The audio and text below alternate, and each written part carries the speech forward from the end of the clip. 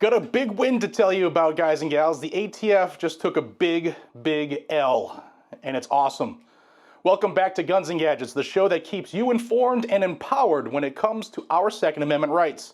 Today, we've got an important update on a major reversal by the Biden administration that affects gun dealers and ultimately your rights as law-abiding citizens. But before we dive into the details, make sure you hit the subscribe button down below and turn on the notification bell so that you don't miss the latest in Second Amendment news. And a huge shout out to today's sponsor, Rd Ste. If you're looking to turn your passion for firearms into a career, SDI has the programs to make it happen. We'll share more about them later in the video. Now, let's get into it. Here's what you need to know.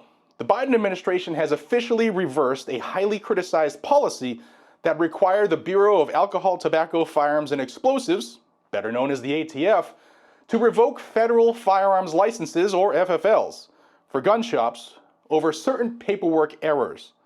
That's right, under this so-called zero-tolerance policy, even minor, honest mistakes could cost gun dealers their license and ultimately their livelihood. Now, this rule was issued in 2021, and it supposedly was aimed at curbing gun crime. But let's be real. Critics, including many of us in the gun community, have rightly pointed out that this policy was being used to punish hard-working gun dealers over minor clerical errors. Let me give you an example.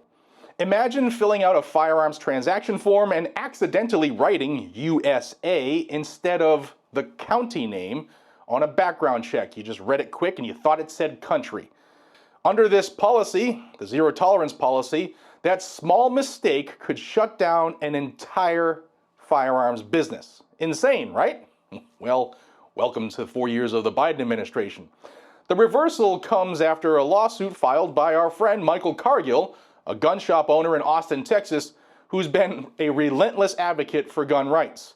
Cargill teamed up with the Texas Public Policy Foundation and America First Legal to challenge this rule, arguing it impeded Americans' ability to exercise their constitutional right to bear arms.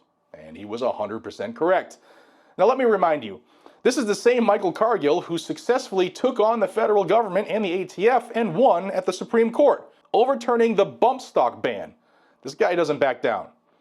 Now, under the original rule, the ATF could revoke a license for so-called willful violations, but what does willful really mean here? That's the problem. According to Matt Miller, who's the lead attorney for the case and a senior member of the Texas Public Policy Foundation, this zero-tolerance approach devastated small businesses. He explained that many gun stores were forced to close their doors because of what he called illegal terms of the enforcement order. Now, the question I still want to know is how many FFLs had to shut their doors because of this policy. We may never know, but we have seen numbers released year on year that they were up, the revocations were up over 400% at some points. So there's a lot of people who lost their livelihoods over this stupid zero tolerance policy. But thankfully, the reversal restores previous guidance, giving gun dealers peace of mind.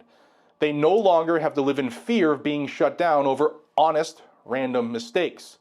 And Michael Cargill said it best, if we applied this same zero-tolerance logic to hospitals, we'd be shutting them down over minor paperwork errors made by doctors or nurses. And it's just absurd.